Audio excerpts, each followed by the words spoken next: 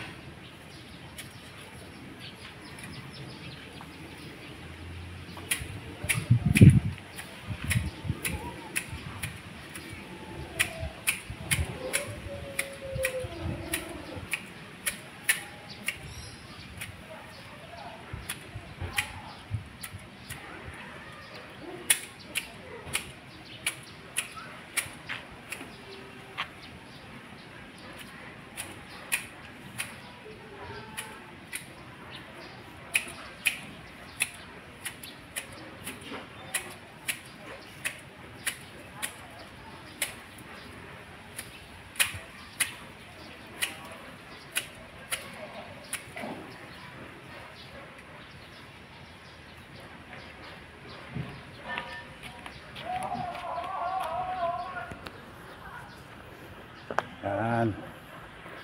Yan yung mga na-triman natin guys. Yan. Para maganda na siya ulit tignan. Yan yung mga halaman. Yan. Ayan to. May korte na uli. Gandun. Linis na uli yung bakuran natin. Ayan. Gandun. So may ano na yan. Tapos lilinisin mamaya uli yan. Walisan natin para magupitan naman natin yung mga damo. Yan. Maganda na siya. Bilog na uli. Ayan.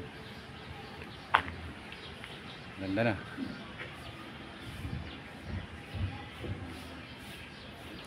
Ayan yung halaman.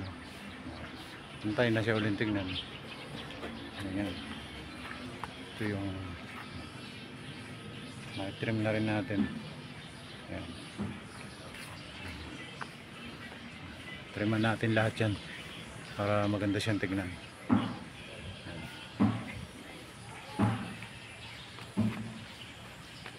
Ayan. Itong siya, titriman pa natin. Medyo malago pa. Kamyas pa tayo. Ayan. Ayun damo, titriman natin ng bagya para maganda yung bakod natin. Ayan, ganda na. Pantay-pantay na siya.